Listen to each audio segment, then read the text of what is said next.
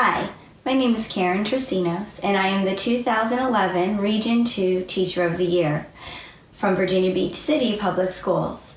This year, as well as the past few years, I have been the instructional specialist for pre-K and kindergarten in Virginia Beach. However, prior to that, I was a kindergarten teacher for 18 years. So this topic is very important to me. It's very close to my heart, and it is very important in the classroom.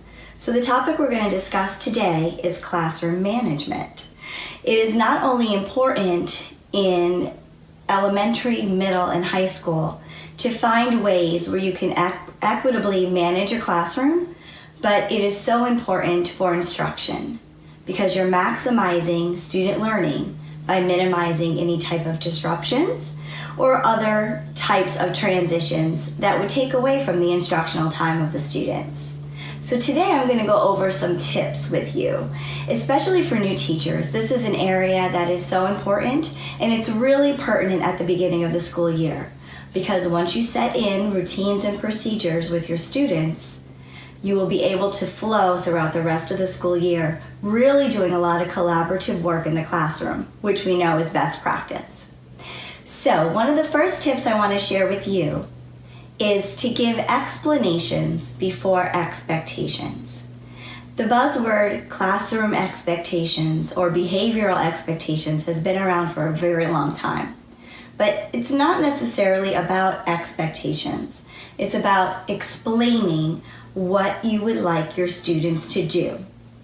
So that would include intentional instruction of behaviors, teaching what it looks like and what it sounds like to do certain things in the classroom.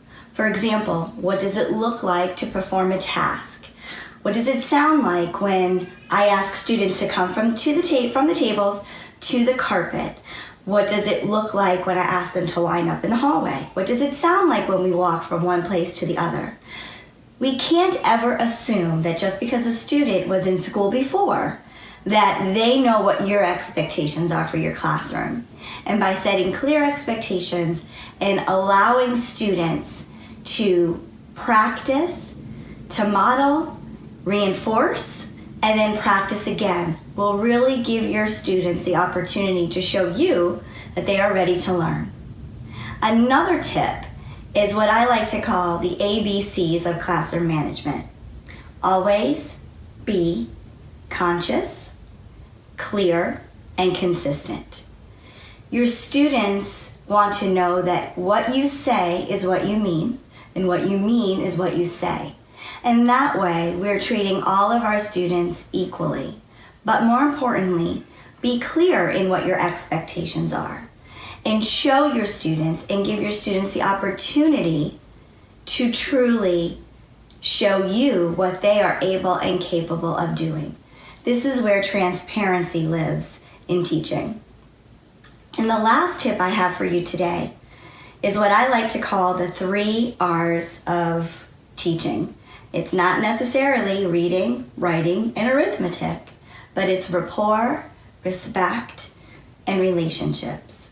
Your students need to know that you love them and they have the ability to love you back.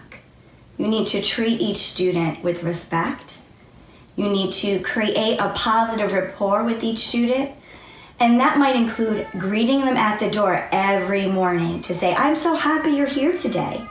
That might always be being consistent in a closing circle in a morning meeting so you can get the family back together, the classroom family, and you can talk about what worked well today and what things we need to practice for tomorrow.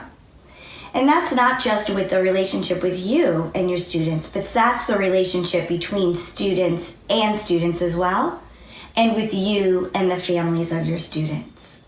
So I hope these tips will help you have a wonderful and successful year.